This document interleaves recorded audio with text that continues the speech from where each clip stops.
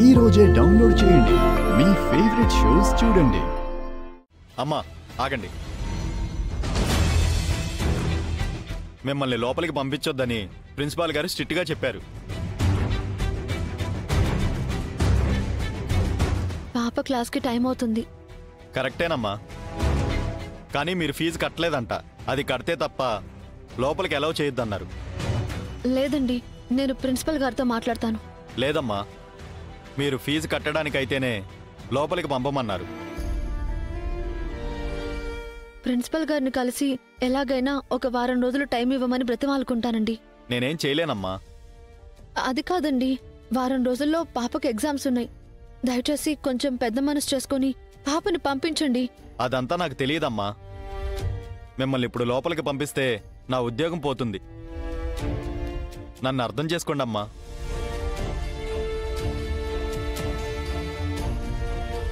పదమ్మా, వెళ్ళిపోదాం.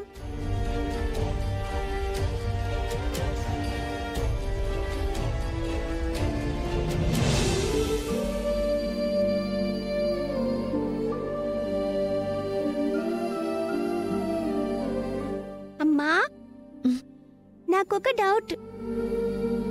చదువుకోవడానికి స్కూల్కే వెళ్ళాలా? ఇంట్లో నువ్వు చెప్తావు కదమ్మా. ఇంట్లో నా ఫ్రెండ్ కూడా ఉన్నాడు. స్టడీ ఫ్రమ్ హోమ్ అన్నమాట. అది కూడా చేద్దాం, కానీ ముందు ఎలాగైనా సరే ఫీజు కట్టేసి నిన్ను స్కూల్కి పంపిస్తాను, సరేనా? పద, ఇంటికి వెళ్దాం. అమ్మా, ఇప్పుడు మనం ఇంటికి వెళ్తే ఫీజు కట్టలేదని, ఇంటికి పంపేశారని అందరికీ తెలిసిపోతుంది కదా. అప్పుడేం చెప్దాం? నిజమే ఖుషి, ఇప్పుడు ఏం చేద్దాం? ఏం చేద్దాం? అమ్మమ్మ వాళ్ళ ఇంటికి వెళ్దాం.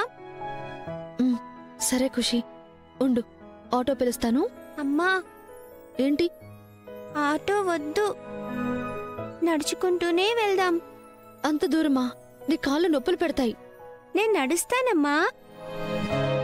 నీతో నడుస్తూ అన్నీ చూడ్డం నాకు చాలా ఇష్టం. డబ్బులు ఖర్చయిపోతాయనా? నువ్వు ఇబ్బంది పడకూడదని. ఖుషి, నిన్ను తల్లిలా చూసుకుంటానని మీ నాన్నమ్మకి మాటిచ్చానమ్మా. నేను నీకోసం ఎంత కష్టమైనా పడతాను. అదంతా కాదు కానీ నువ్వు నాకేదైనా కథ చెప్పు, అది వింటూ నడుచుకుంటూ వచ్చేస్తాను, సరేనా? సరే అమ్మా, వెళ్దాం పద.